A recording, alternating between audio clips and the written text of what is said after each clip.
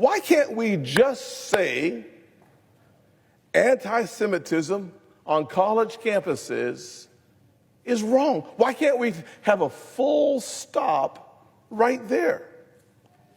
Perhaps it's because the politics of it is so entangled that the quagmire pit, we must have everything thrown into the bucket, as opposed to just speaking the truth as it is right now on college campuses. Why can't we just condemn anti-Semitism on its face? Why is it so hard for my Democratic colleagues to condemn what Senator Sanders says, and I agree, the oldest form of hate in the world? Why can't we just do that right now? We deserve leadership that speaks to the issue of the day, today, and every day. That's why people are so disgusted with politics. I would agree with Senator Scott on one point. People are disgusted with politics. And maybe the reason that they are disgusted with politics is, despite what the vast majority of the American people want, the United States government is continuing to provide billions of dollars in military aid to the right-wing extremist Netanyahu government. Well, I would suggest to Senator Scott, remember what happened a number of months ago in November, I believe, of 23.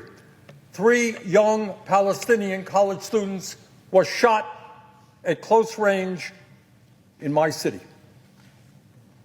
Islamophobia in this country is on the rise. If you're a Palestinian walking the streets, you better be careful.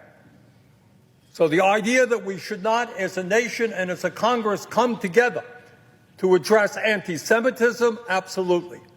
But Islamophobia, we have, as you know, some people out there talking about the Chinese flu and Kung flu. If you think that that does not provoke anti-Asian behavior on the part of some, you would be mistaken. So I think what is appropriate is for us to condemn anti-Semitism, which is exactly what my resolution does, but make it clear that all forms of bigotry in this country are unacceptable.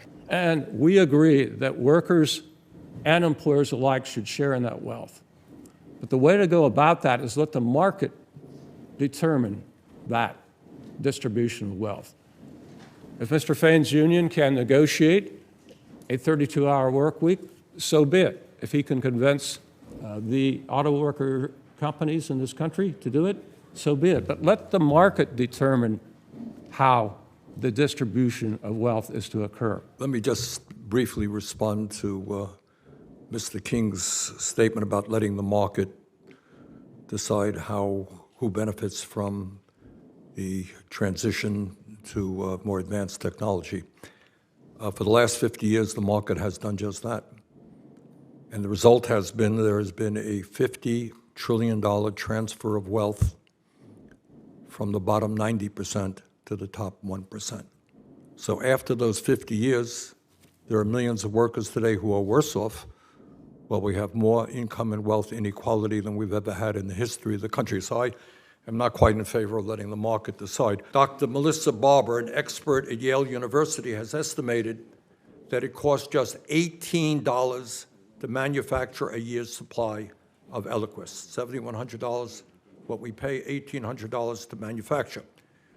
Is it true that the same exact drug, Eliquis, can be purchased in Canada for $900 a year? Senator, that's roughly correct. Let me ask you this. Even at 13% of the cost in the United States, does Bristol-Myers make a profit selling Eliquis for $900 a year in Canada? Senator, we do make a profit. All right, so you're selling the product for 13% of what in Canada, of what we pay in the United States, and obviously you sell it there because you make money. So, Mr. Berner, will you commit today that Bristol-Myers Squibb will reduce the list price of Eliquis in the United States to the price that you charge in Canada where you make a profit? Senator, we can't make that commitment primarily because the prices in these two countries have very different systems that prioritize very different things. In Canada, medicines are generally made less available, and it takes oftentimes considerably longer for those medicines to be available, on average, roughly 4 years. I do apologize. Life expectancy in Canada is 6 years longer than it is in the United States. Mr. Berner, your company spent over $12 billion on stock buybacks in 2022. Given that reality, can you tell Carolyn why you can't lower the price of Eliquis? First, Senator, let me say no patient should have to go through the types of choices that the patient you just described go through.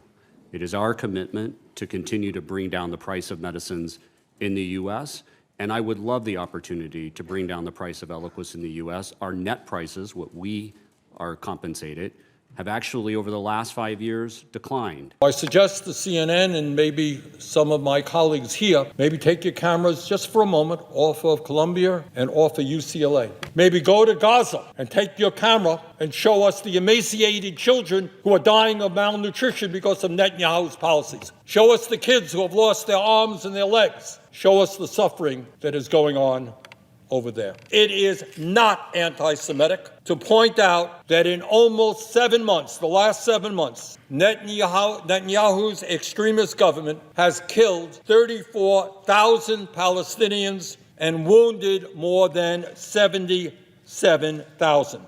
70% of whom are women and children. And to protest that or to point that out is not anti-Semitic. It is simply factual. Please tell me why you think it is appropriate to charge Americans 9 times more for the same exact product that you sell in Germany.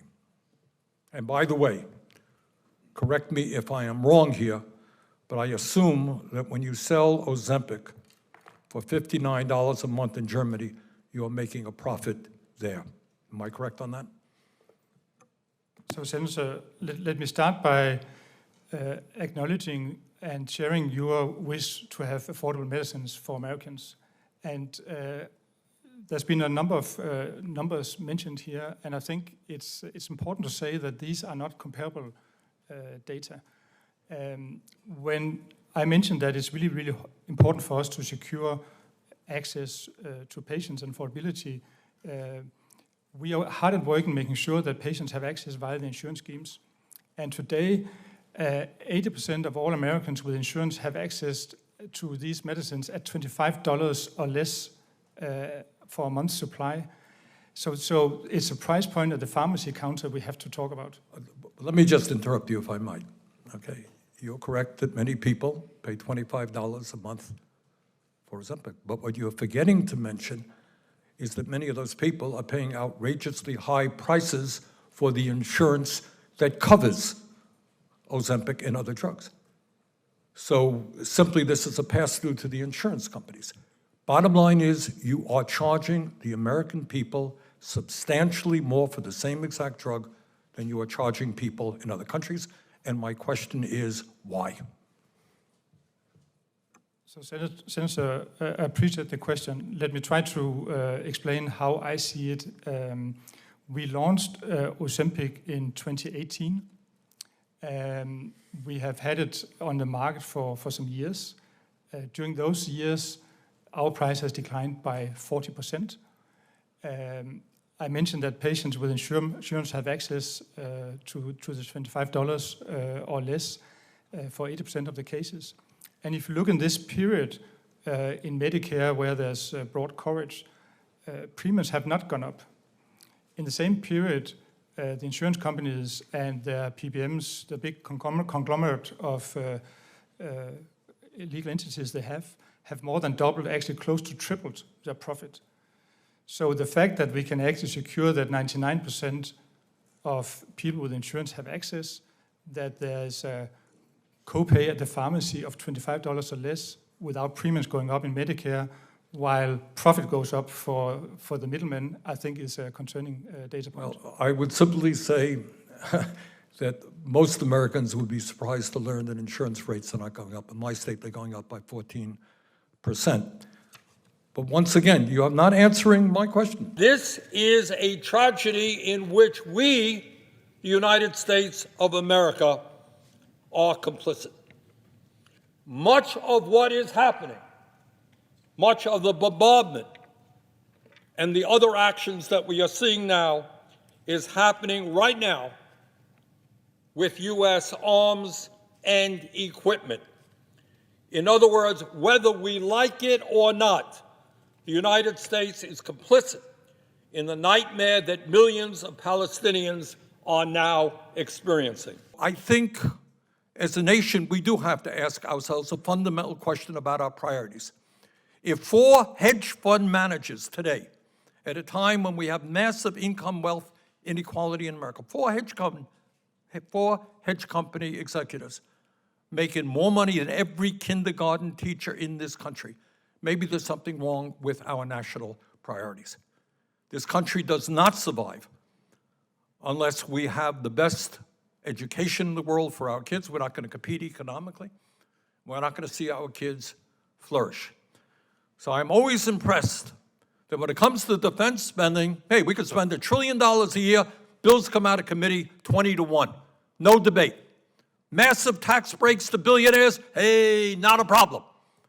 But maybe to address why it is that we're paying teachers in this country inadequate wages, oh my word, that's just an impossible task. Federal government can't get involved in it. So I think it's time not only to take a hard look at education in general, but to take a look at our national priorities and to take a look at how we treat the children of our country. So I'd like to ask Ms. Eubanks a simple question.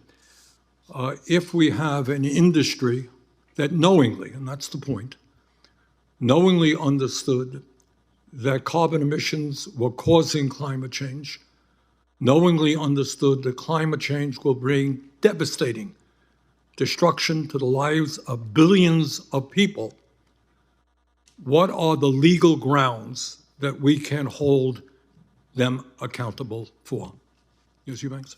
Well, a lot of it would depend on whether it was in a state or the federal government. The federal government RICO statute, of course, has provisions that we used in the tobacco litigation and was a way to bring all of the claims under the same umbrella. Conspiracy is a good claim to look at in a lot of the statutes that are involved in consumer protection laws. Or if you were Attorney General of the United States, would you proceed in that direction? I would, yes. No question.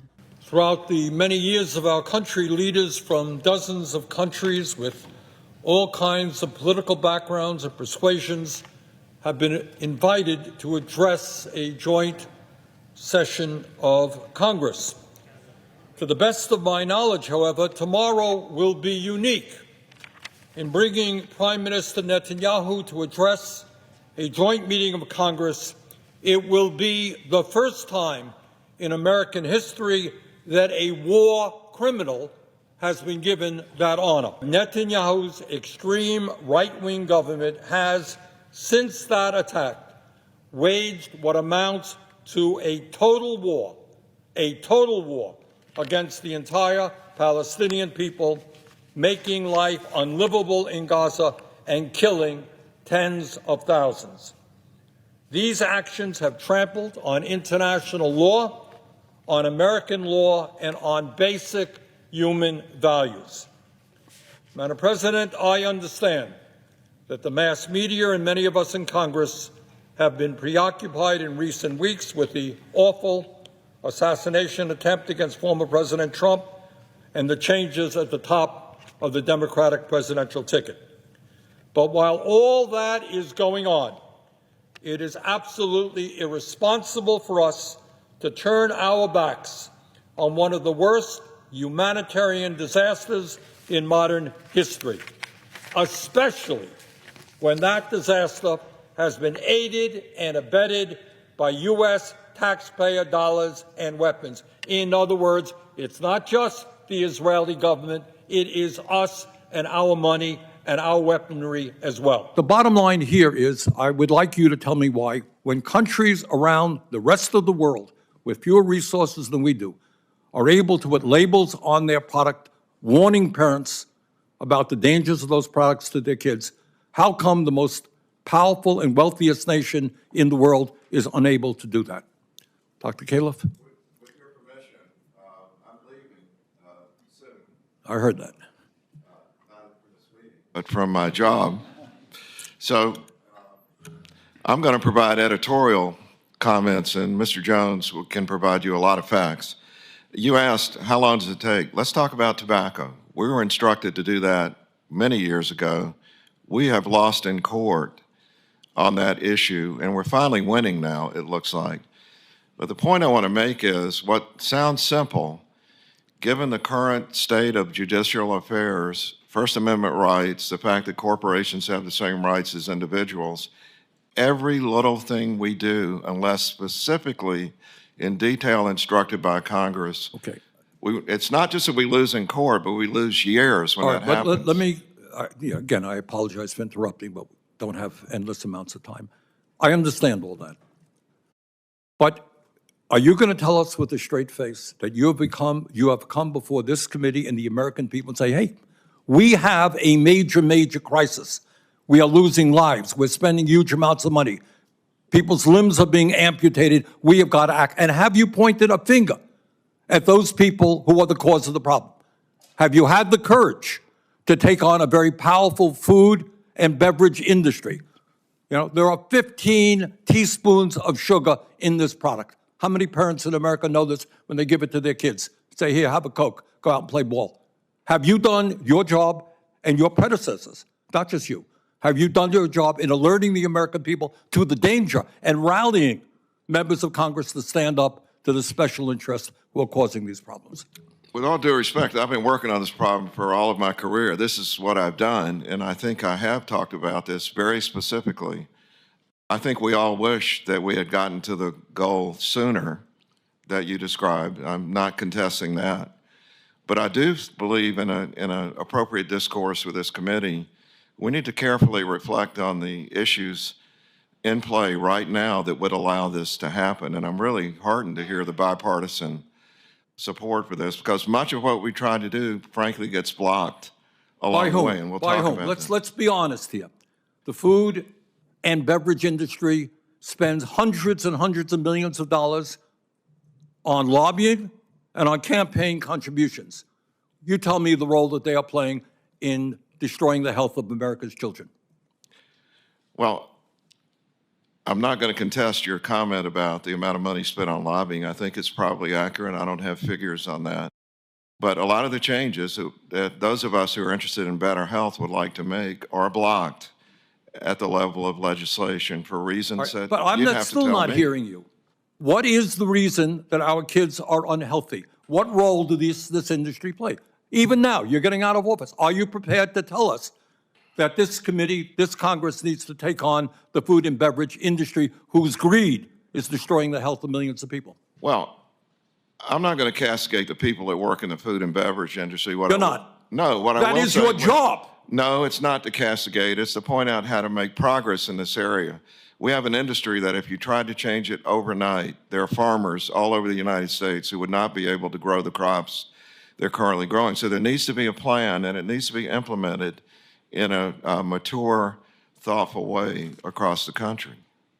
I'm 100% The Academy in of favor of the Medicine in change. 2010. How many years does it take to do it?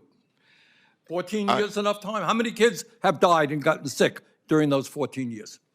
It's not just kids, it's adults, of Yeah. course. I want to see it change as much as anyone, but we have to do it in a way that considers all the factors that are Protecting involved the when you make a interests of the change. food and beverage industry. Senator Cassidy? Mr. President, 19,000 children are now orphans in Gaza, 19,000 having lost their parents in this war. And when you think about the children in Gaza, literally it is hard to imagine. Imagine a 7-year-old in an area where the whole community has been flattened, where there's massive death, where there is no food, there is no water, you have no schools. Your parents may or not be alive. relatives are dead. That is what the children in Gaza are going through right now. This war stopped being about defending Israel and going to war against Hamas a long time ago.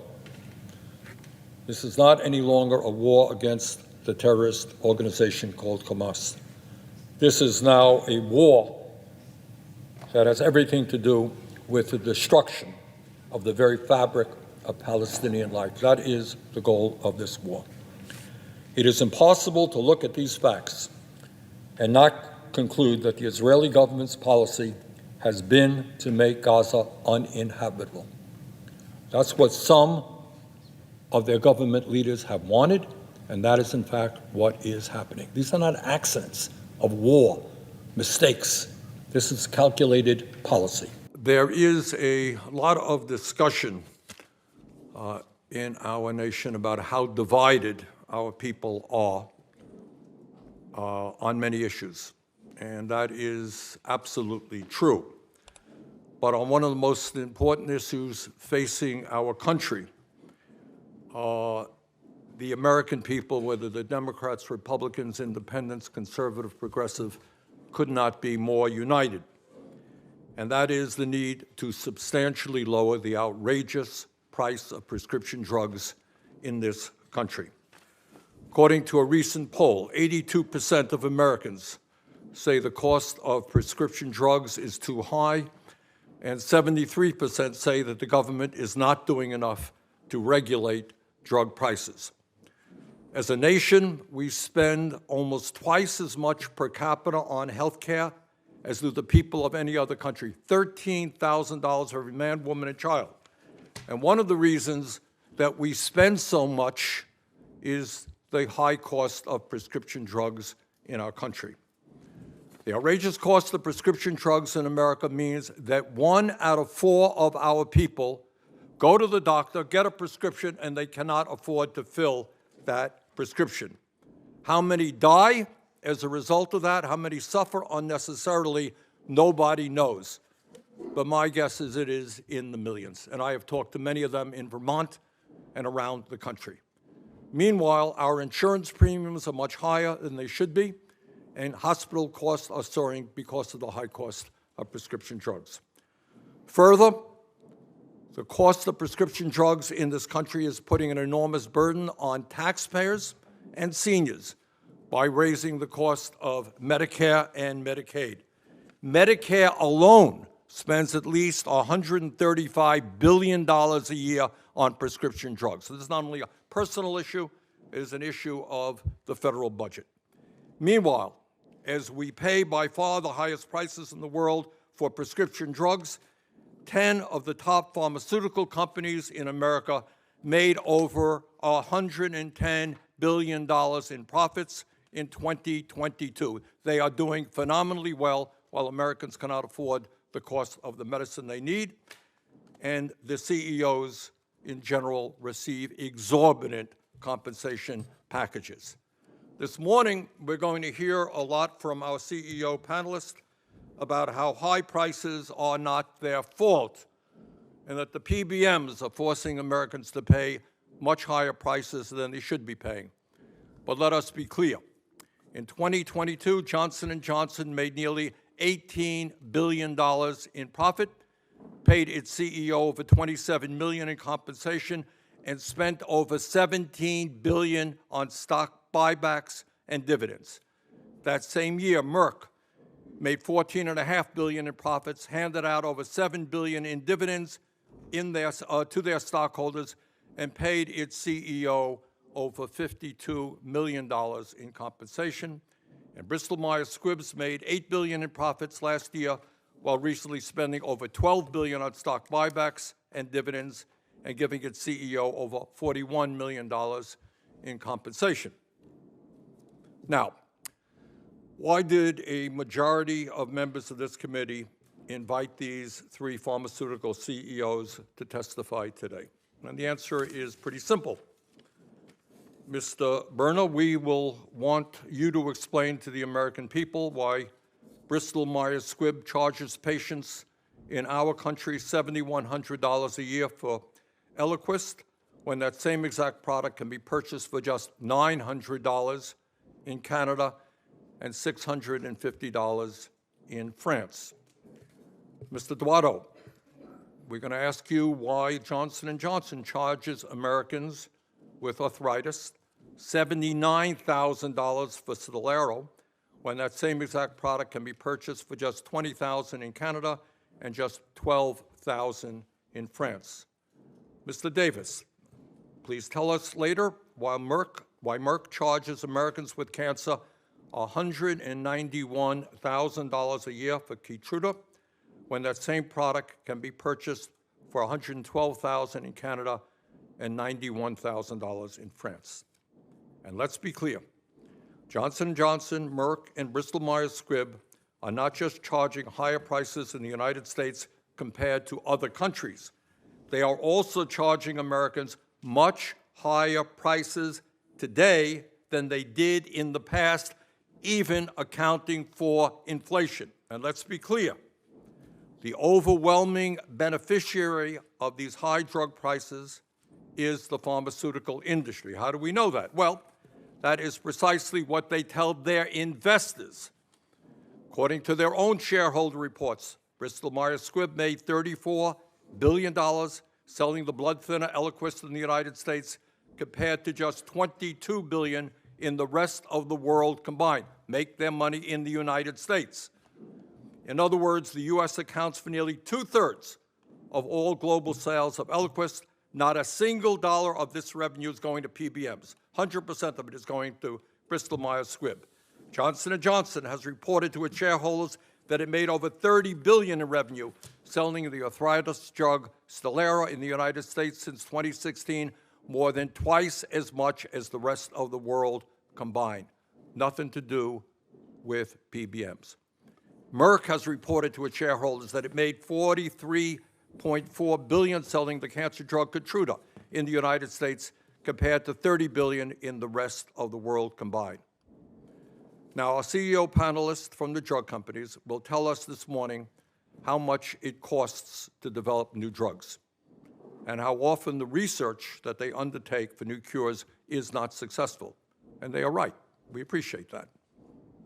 But what they have not told us in their written testimony is that 14 major pharmaceutical companies, including Johnson & Johnson and Merck, spent $87 billion more on stock buybacks and dividends over a recent 10-year period than what they spent on research and development. More on stock buybacks and dividends than in research and development.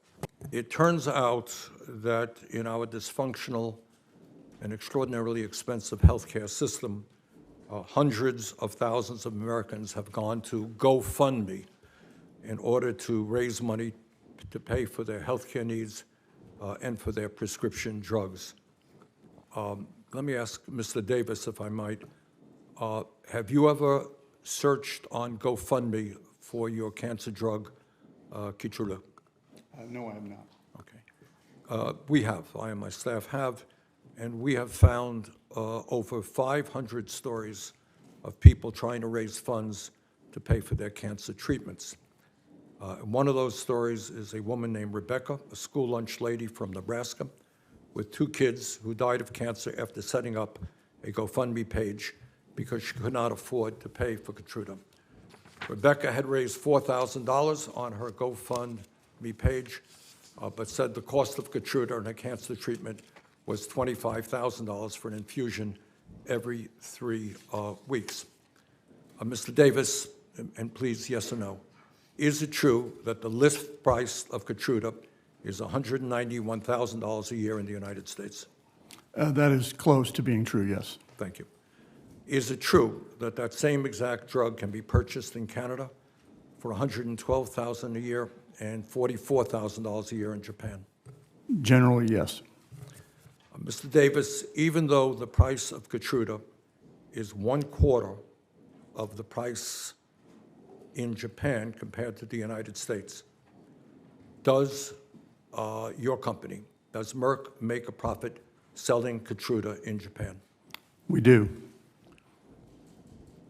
So what I understand is you make a profit selling Keytruda in Japan for 1/4 of the price that you sell it for in the United States. My question to you is a pretty simple one. Will you commit to lowering the price of Keytruda in the United States to the price of Japan? Well, Senator, I think, first, I acknowledge the prices in the United States are higher than they are in many of the countries you said, and not for all drugs, but for many drugs, and that's the reality we face. But I think it's also important to point out that you get access in the United States faster and more than anywhere in the world. We have 39 indications for Keytruda across 17 tumor types in the United States. If you look across Europe, it's in the 20s.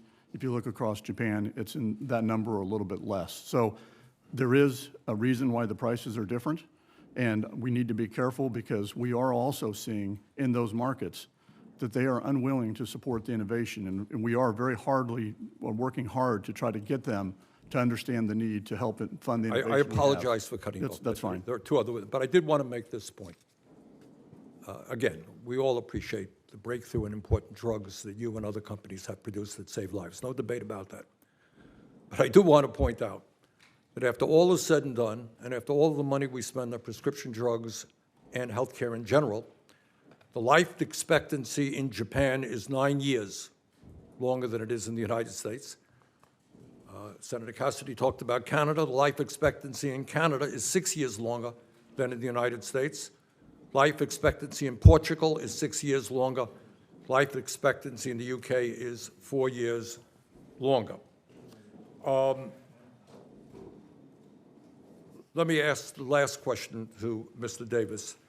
As I understand it, you made $52 million in total compensation in 2022. Will you commit to not accepting a single dollar more in compensation until there is not a single GoFundMe page for Keytruda? Well, I can tell you at Merck, we are very much sensitive to what's happening with patients. That's why we have very important patient assistance programs. We commented on the fact that we have over 800,000 patients benefiting, where we provide free drug for those who can't afford it, as well as other assistance programs that help with copay and others. So we are very committed as a company to doing what we need to do to try to help alleviate the challenges patients face that you're focusing on. And that's my focus as the CEO. I want to get very briefly to Mr. Duerto, who's with Johnson & Johnson. Mr. Duerto, is it true that the list price of Stelara is $79,000 a year in the U.S.?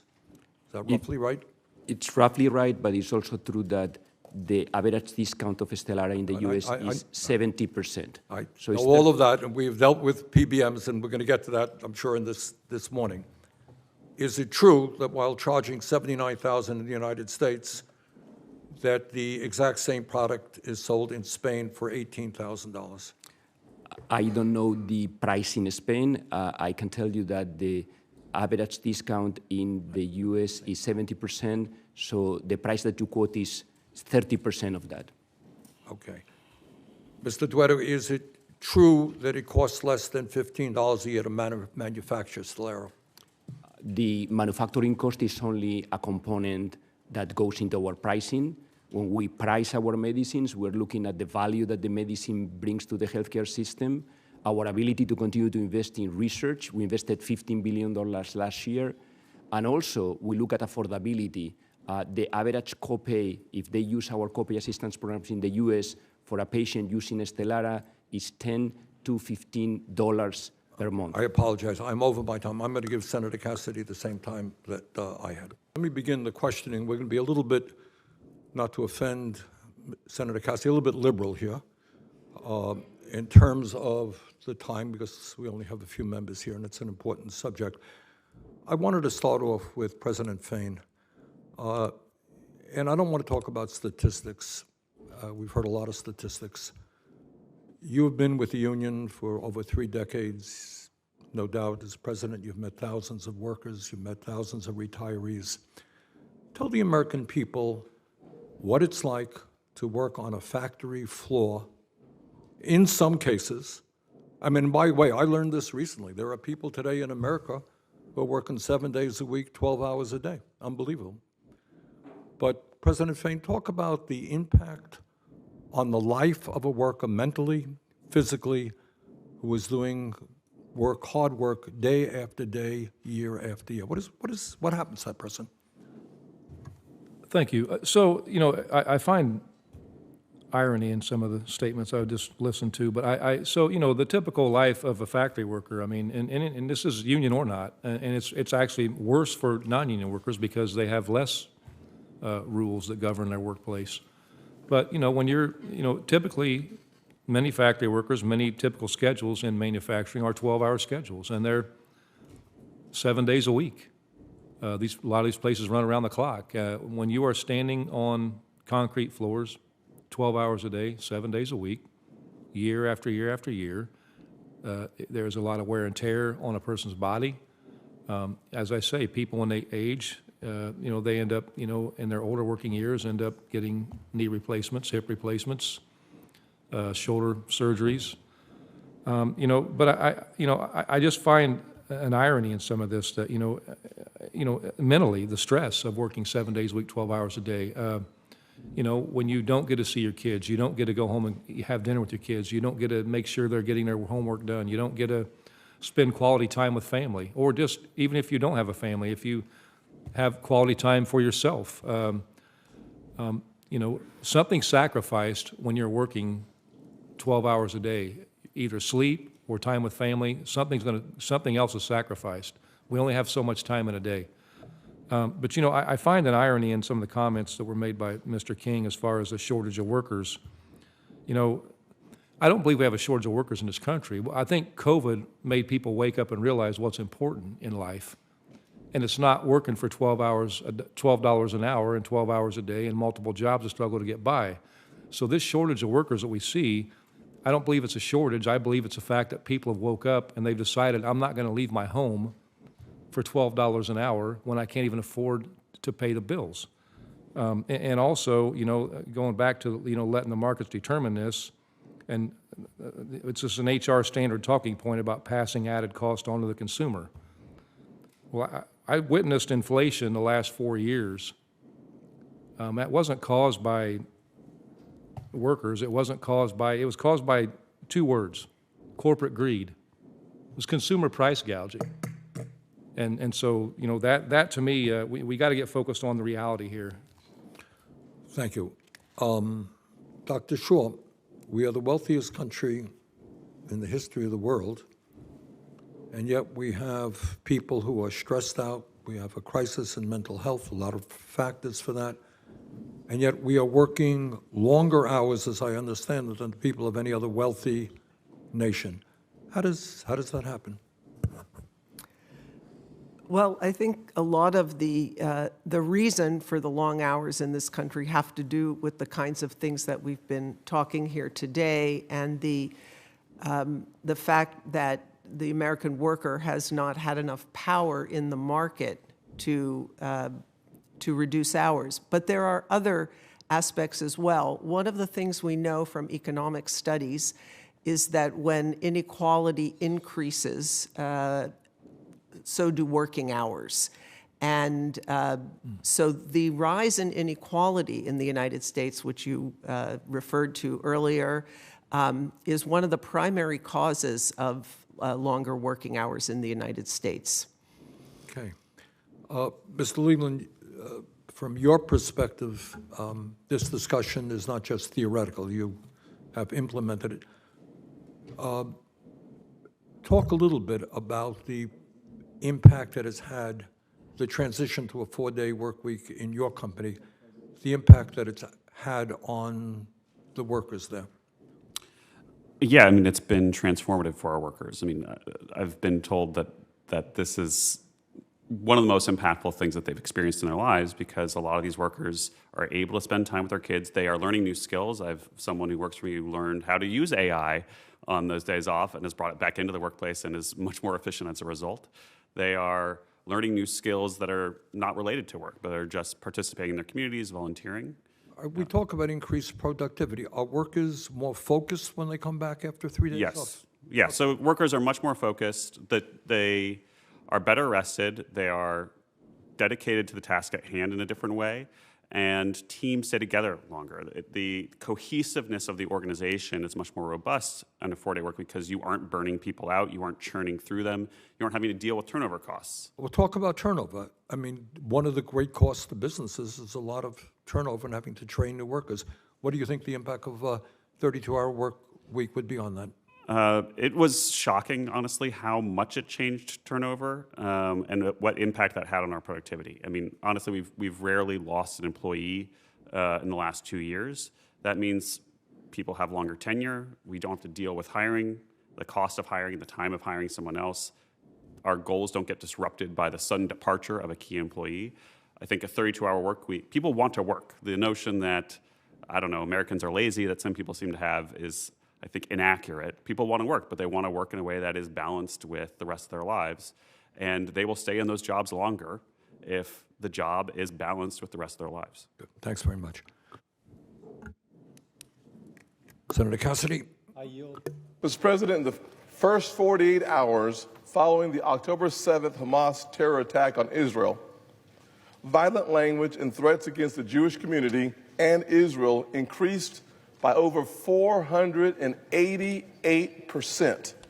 This hatred is spreading like wildfire on college campuses around the nation, turning our so-called elite academic institutions into cesspools of harassment and violence pointed toward Jewish students.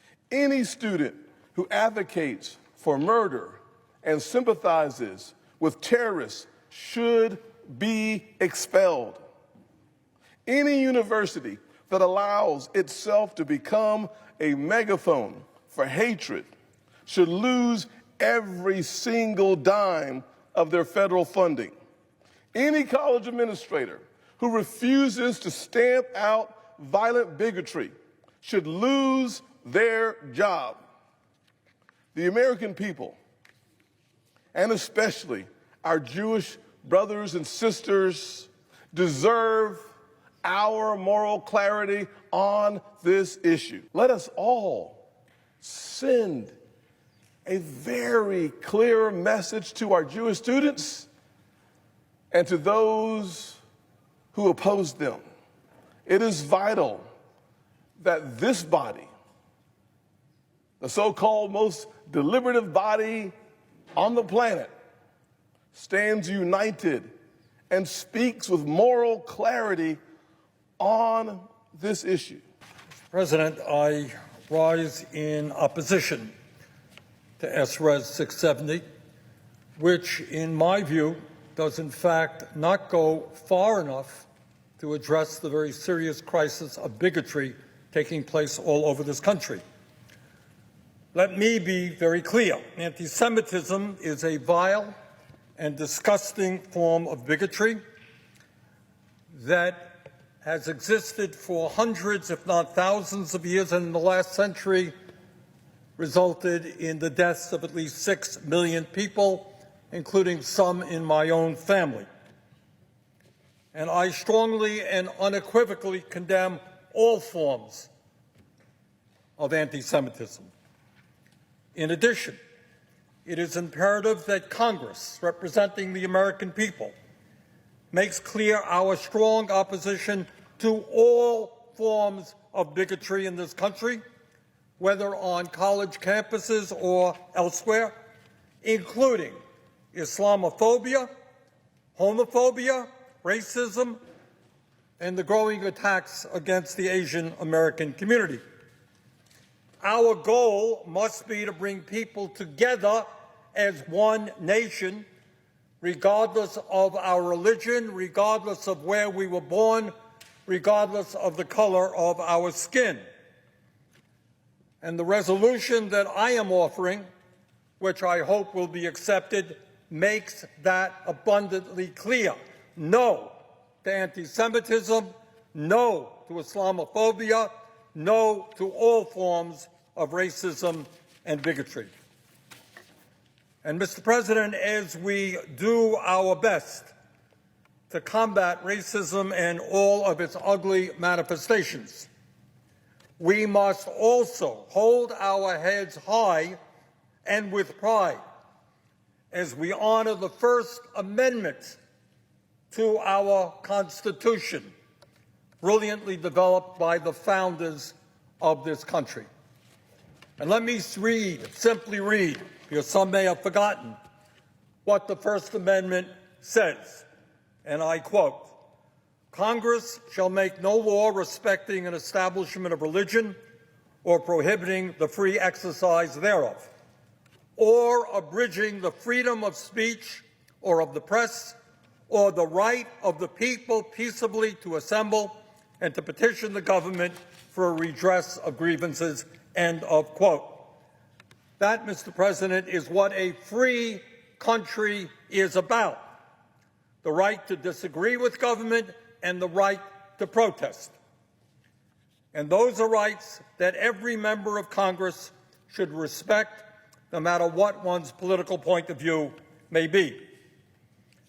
Mr. President, I happen to believe that protesting injustice is part of the American tradition, going back to the very founders of this country, and has played a fundamental role in recent decades in the fight to overcome racism, sexism, homophobia, and other forms of discrimination.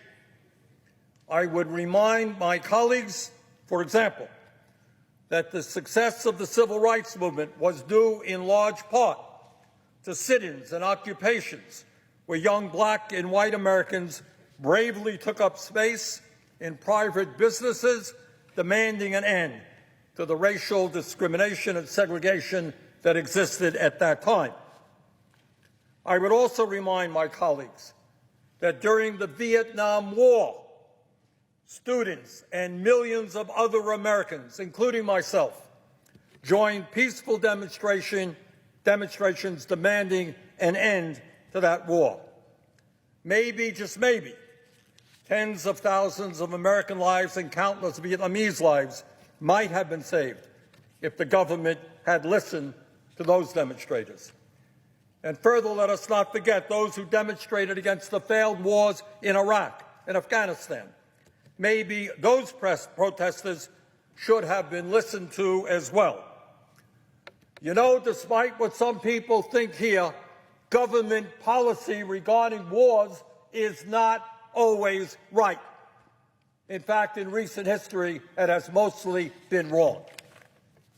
Mr. President, I do find it extraordinary, both tonight and listening to my colleagues, and what I have heard for many months now, that this body is very quick to bring forth bills and resolutions condemning student protesters.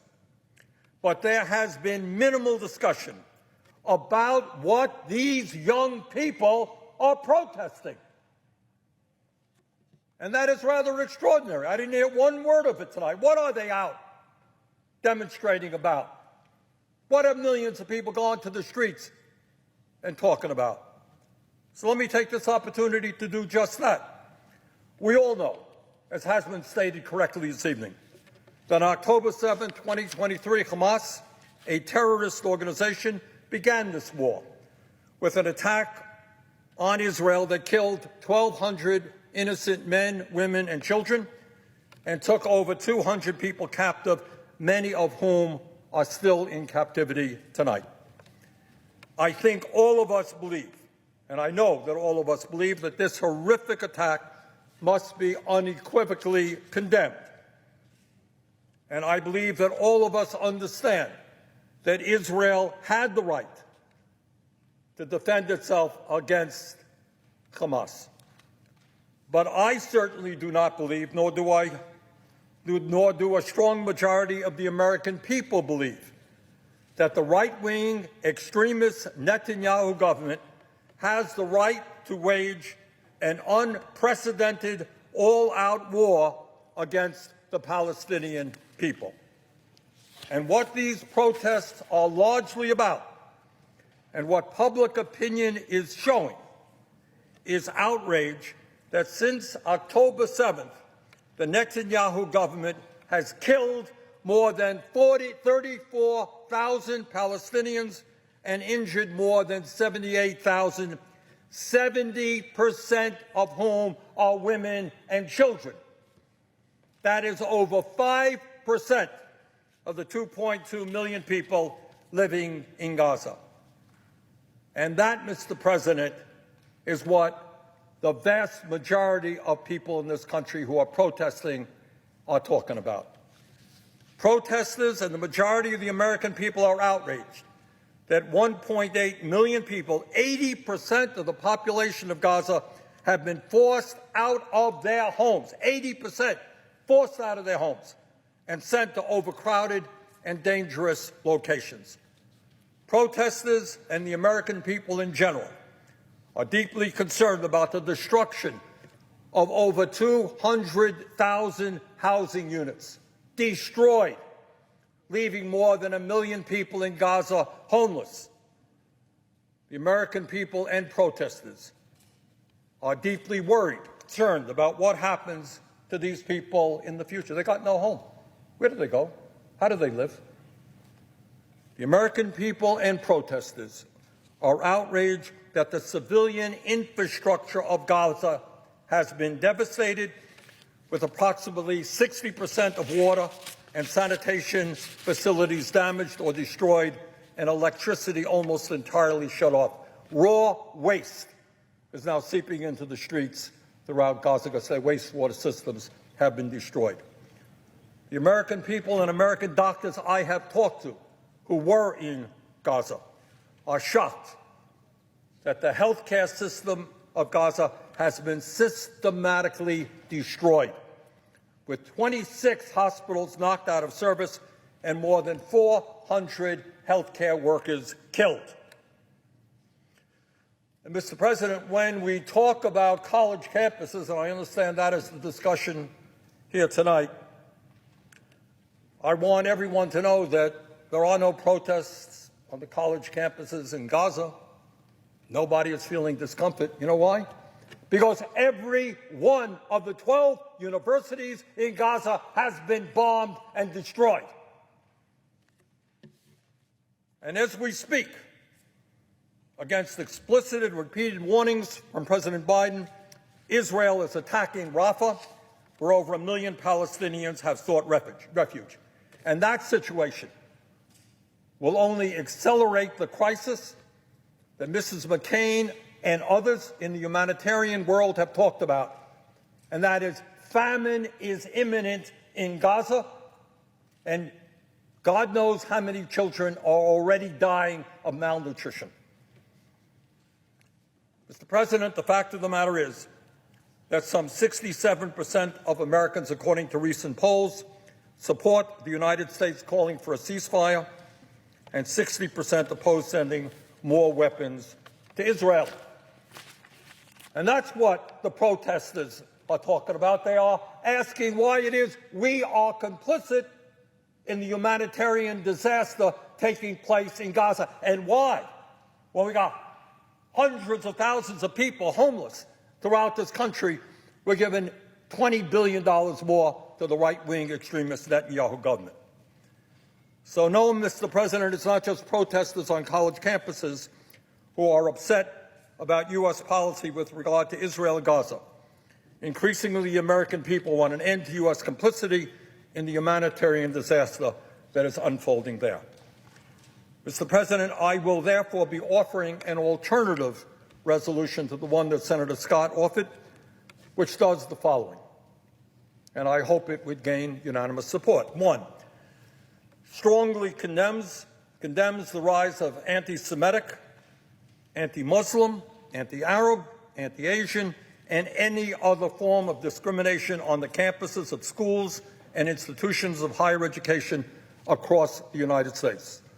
So it does what Senator Scott proposes, but it does more. Number two, strongly affirms Congress's support for the First Amendment to the Constitution and freedom of speech and dissent. Three, strongly supports the right of students and all Americans to peacefully protest.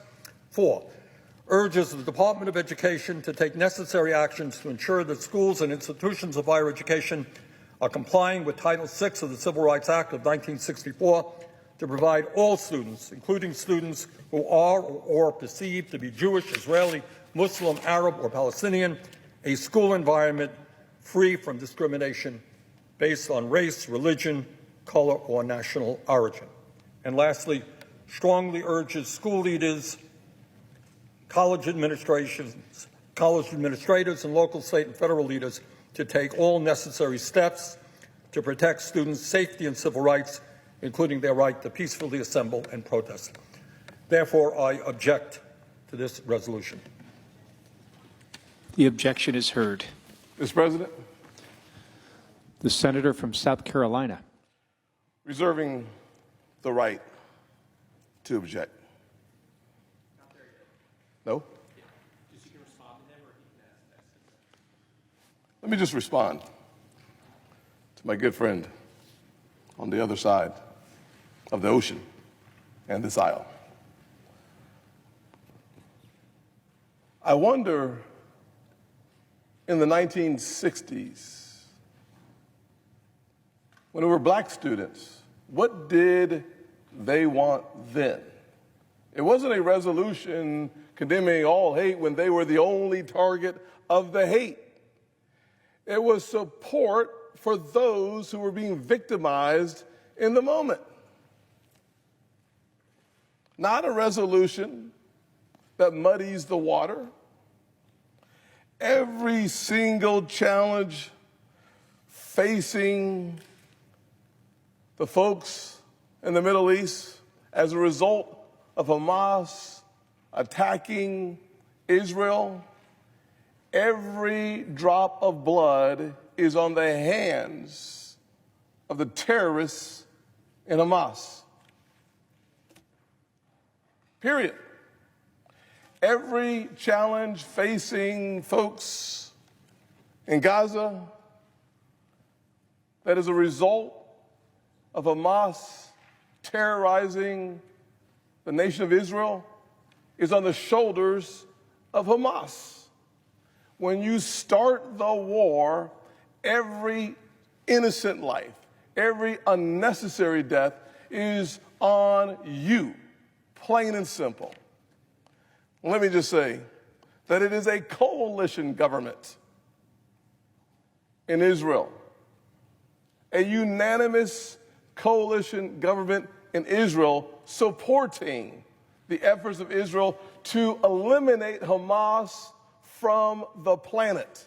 And I do too, 100%. Senator Scott said it's a coalition government. It is. It is right-wing extremists in coalition without and out racists. That's the coalition. And people are disgusted because they don't want to see their money going to kill more women and children in Gaza. Now, Senator Scott says that I'm muddying the waters. Really? Well, I would suggest to Senator Scott, remember what happened a number of months ago in November, I believe, of 23. 3 young Palestinian college students were shot at close range in my city. Islamophobia in this country is on the rise. If you're a Palestinian walking the streets, you better be careful. So the idea that we should not, as a nation and as a Congress, come together to address anti-Semitism, absolutely.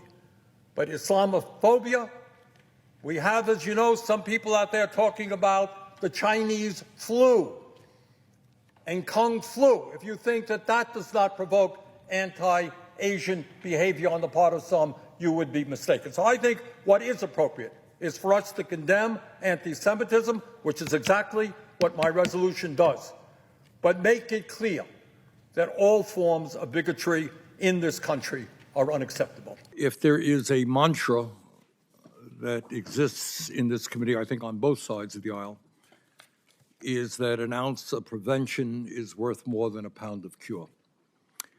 And that is going to be what we'll be discussing today. In America, it is no secret to anybody that we have a major obesity epidemic as well as an epidemic in diabetes. They are both directly related, and they are both getting worse.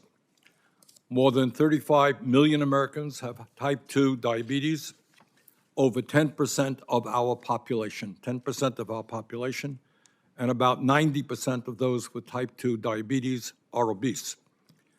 Diabetes is not only a serious illness unto itself, but it is a contributing factor to heart disease, stroke, amputations, blindness, and kidney failure. And the cost of treating these illnesses is staggering. According to the American Diabetes Association, the total cost of diabetes in the United States was nearly $413 billion. $413 billion, up 27% over the past 6 years. This amounts to about 10% of our total health care expenditures. That is an unbelievable and unsustainable amount of money. And when we talk about the type 2 diabetes epidemic and the huge increase in new cases, we must also talk about the epidemic of obesity in our country. Some 90% of people with type 2 diabetes are overweight or obese. These two epidemics go hand in hand. The time is long overdue for us to pose some very simple questions. And that is what this hearing is about today. How did it happen that, according to the CDC, the rate of childhood obesity in America has tripled since the 1970s and has gotten so bad that 1 out of every 5 children in our country is now obese? How has it happened that over 40% of adults in the United States today are obese? And in my view, the answers to these questions are not very complicated. For decades, Congress and the FDA have allowed large corporations to make huge profits by enticing children and adults to consume ultra-processed food and beverages loaded up with sugar, salt, and saturated fat. There is growing evidence, including testimony that we have heard right here in this committee, that these foods are deliberately designed to be addictive, similar to cigarettes and alcohol, and lead to a higher rate of type 2 diabetes. Shockingly, according to a study published in the British Medical Journal, ultra-processed foods make up an incredible 73% of our nation's food supply. Bottom line, much of the food that we as Americans are now consuming are making us unhealthy and are contributing to the fact that our life expectancy is significantly lower than that of many other wealthy countries. None of this is happening by accident.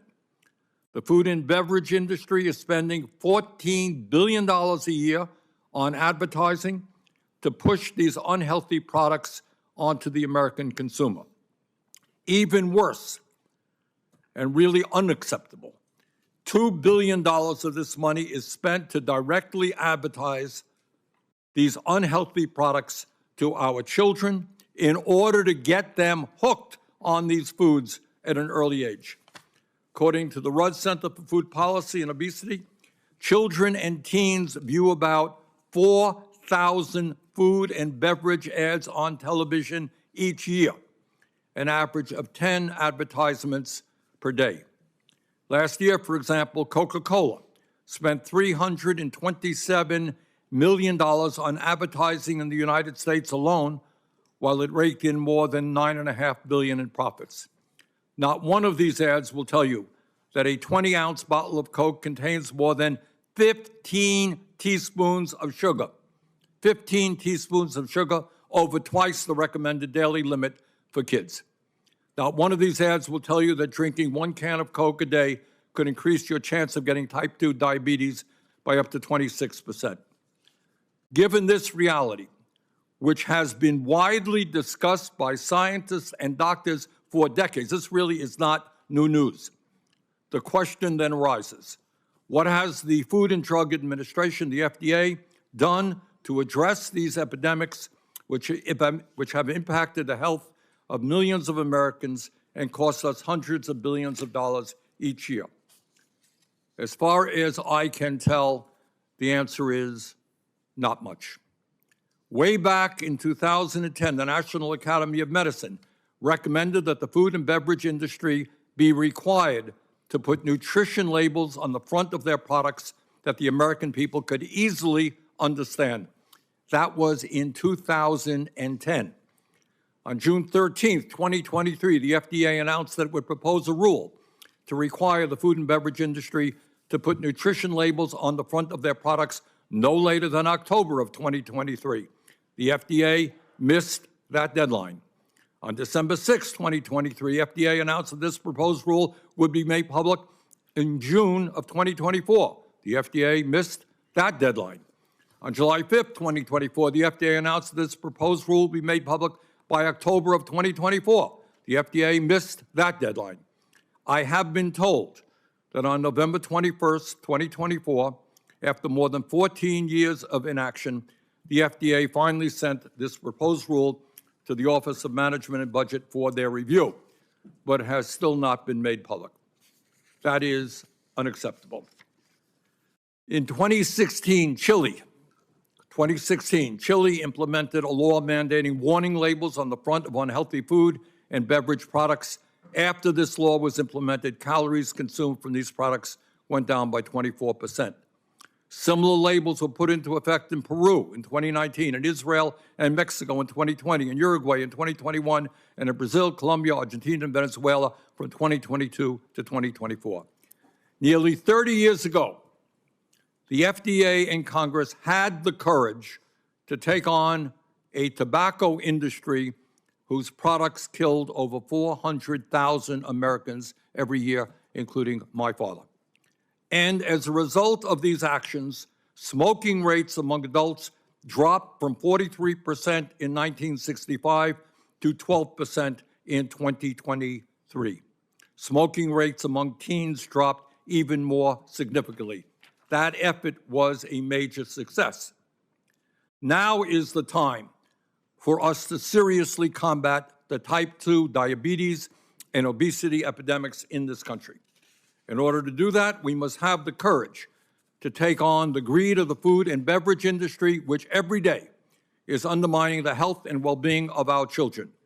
For starters, we need strong front-of-package food labels so that all consumers, especially children, can be warned as to which products are harmful to their health. Tobacco labels in the United States do not say high in tar, high in nicotine, high in carcinogens. They say cigarettes cause lung cancer, emphysema, and may complicate pregnancy. And let's be clear, not only must we put strong warning labels on unhealthy food and beverages, we must also ban junk food ads targeted to children. The National Institute of Health has estimated that if the United States banned fast food advertising marketed to children, we could cut the childhood obesity rate by 18%. This is not a radical idea. In the 1980s, Quebec banned junk food advertising to children under 13. Last summer, the World Health Organization called for countries to substantially reduce the marketing of junk food to children, and Norway announced that it would be banning all food and beverage advertisements to kids. Ireland, Portugal, South Korea, Spain, Taiwan, and several other major countries have either seriously restricted or banned junk food ads targeted to children. Not a radical idea.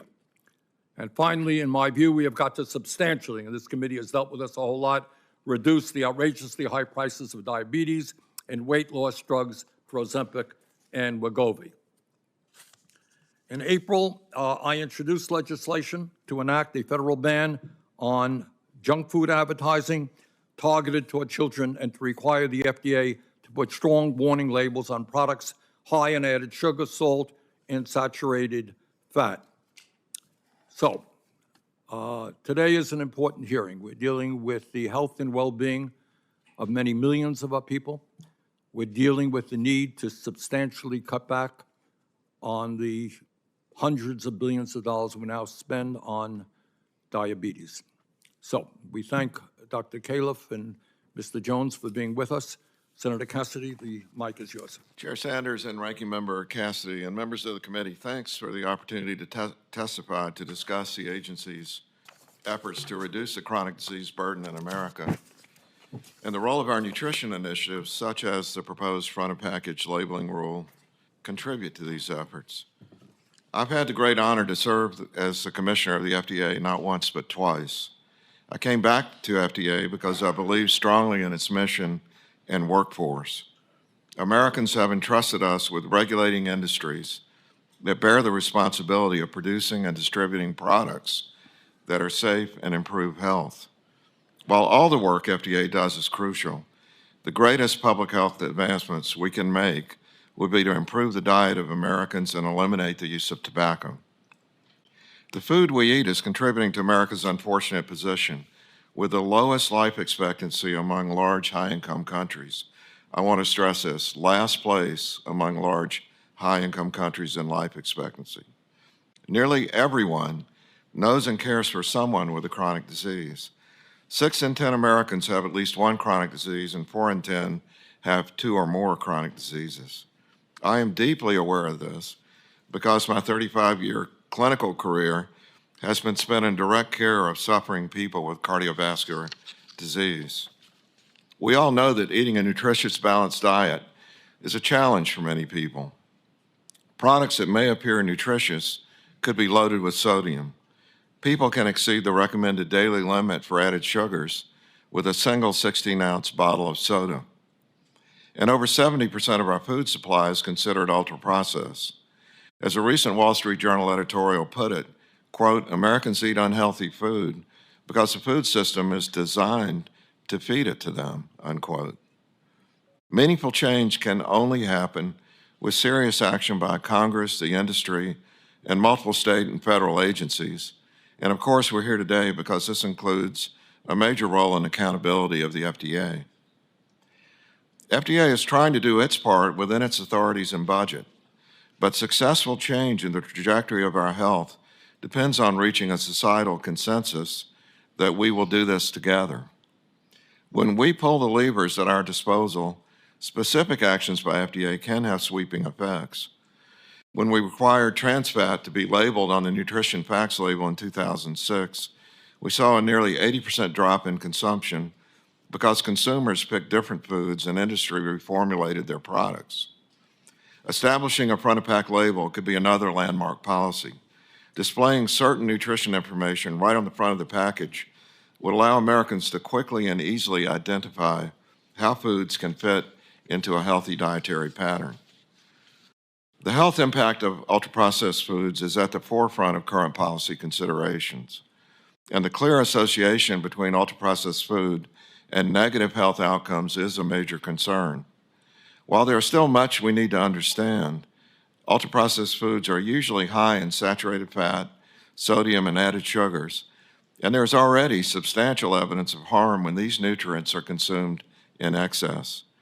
We are not waiting to act where the evidence is clear. In addition to front-of-pack nutrition labeling, FDA is working to reduce sodium across the food supply, update the, quote, healthy, unquote, claim on food packages, and strengthen our chemical safety review program.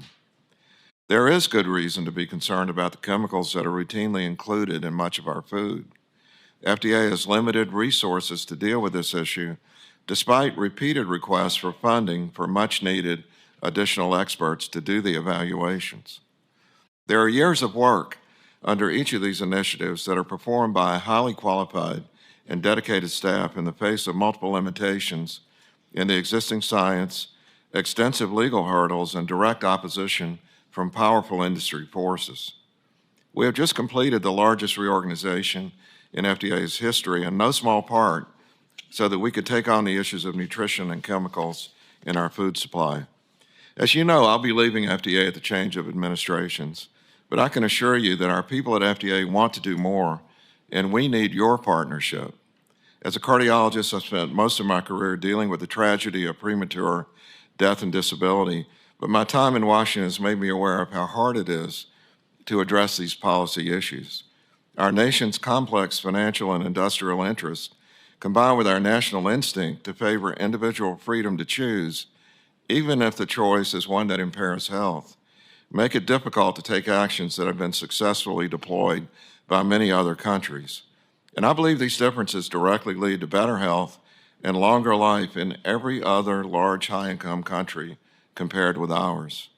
In my opinion, finding a better consensus on these issues in America is not just an opportunity, but a necessity for the future of our country. Thanks for the opportunity to testify today, and we'll be happy to answer your questions. Thank you again, Dr. Califf. I agree with much of what you said in your testimony. I agree with much of what Senator Cassidy said.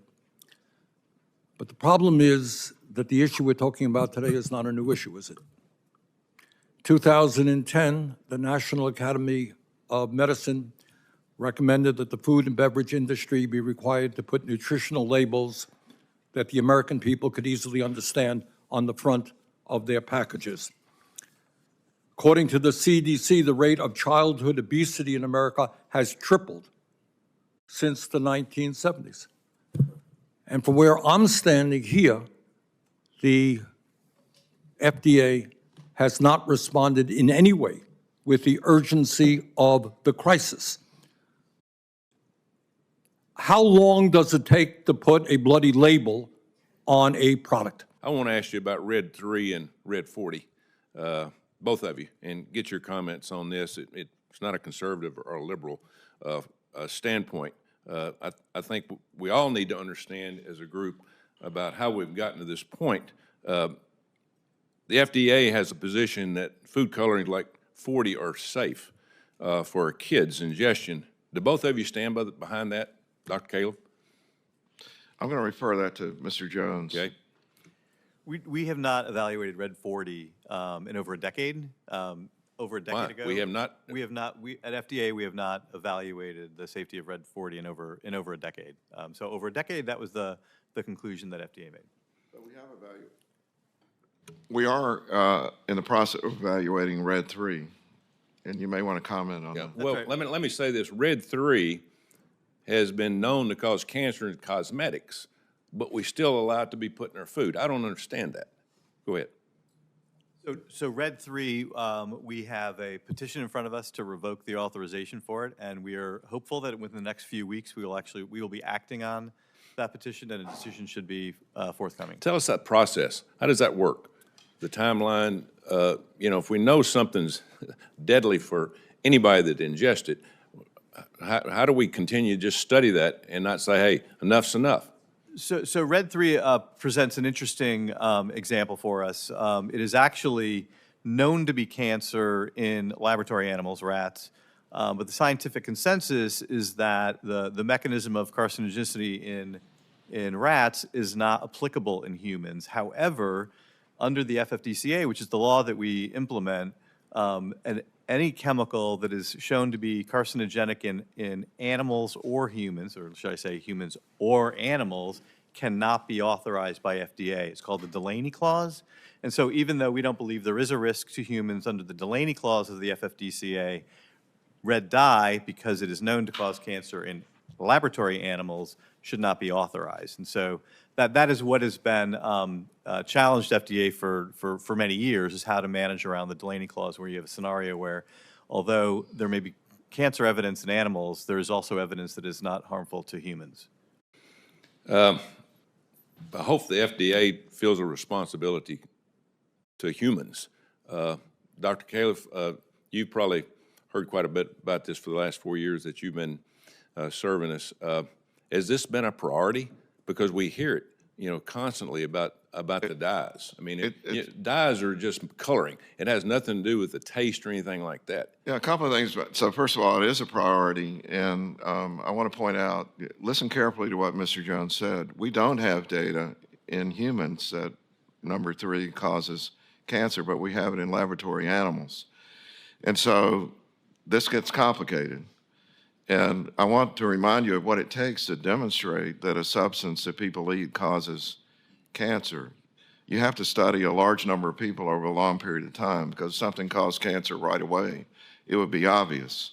But in these cases, you need something different. And I want to point out, we have a very small staff that can do this based on the budget. We have repeatedly asked for better funding for chemical safety. I brought Mr. Jones in to head the Human Foods Program because of his history of working on environmental issues. I think it is a huge priority. He's an expert in this. Please look at our request for funding for the people who do this work. Remember that when we do ban something, it will go to court. And if we don't have the scientific evidence, it will stand up in court. We will lose in court. Okay, I want to ask you this, and I think everybody in here wants to hear the answer to this question. We all hear Europe uses different dyes because they've come up with their evaluation that it does cause problems for humans. Do we have a different review system than they do about food dyes or anything put in food?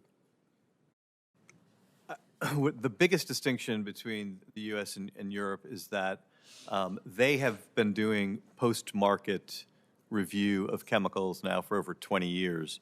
In the FDA, although we have authorization to do post-market reviews, there's no statutory mandate to do them. One of the things that Dr. Califf mentioned is that as part of this reorganization, we are dedicating an entire office whose job is to do post-market chemical reviews. But we are several decades behind Europeans and our Canadian counterparts because they have legal mandates to reevaluate chemicals that have been authorized at some point in the past. We don't, but we are going to undertake it. We are going to definitely struggle with the resources necessary to do that. There's a real lesson here from, I don't know if you eat Fruit Loops. I grew up every once in a while eating Fruit Loops. But there's a real lesson here, and I haven't verified this myself, but it's widely written, that when the dyes that make Fruit Loops bright were taken out for the reasons that you give, the sales went straight down, and they were put back in.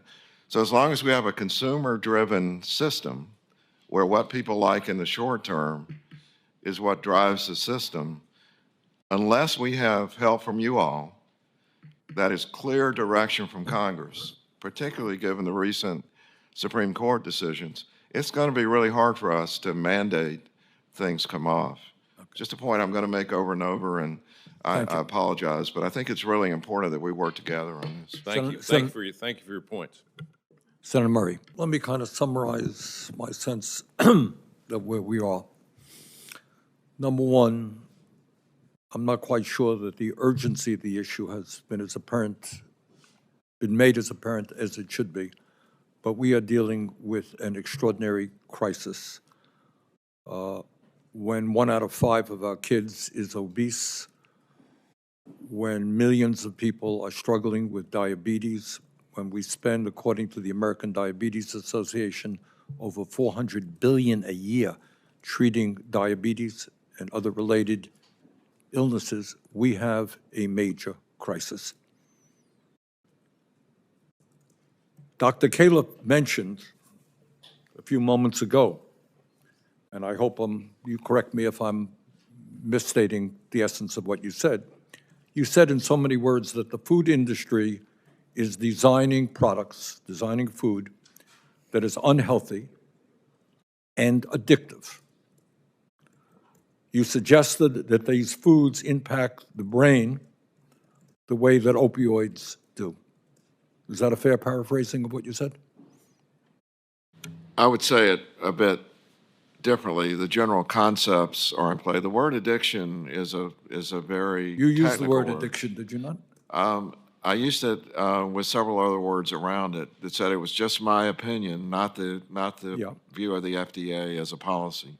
Because there's a lot of work that needs to be done to nail that down. All right, but we have had witnesses here who have said exactly that in a previous hearing. So there is serious opinion. There's no doubt that when you eat this ultra-processed food, you want to eat more of it, which, whether that's addiction or not is... Sounds to me like it's an addiction.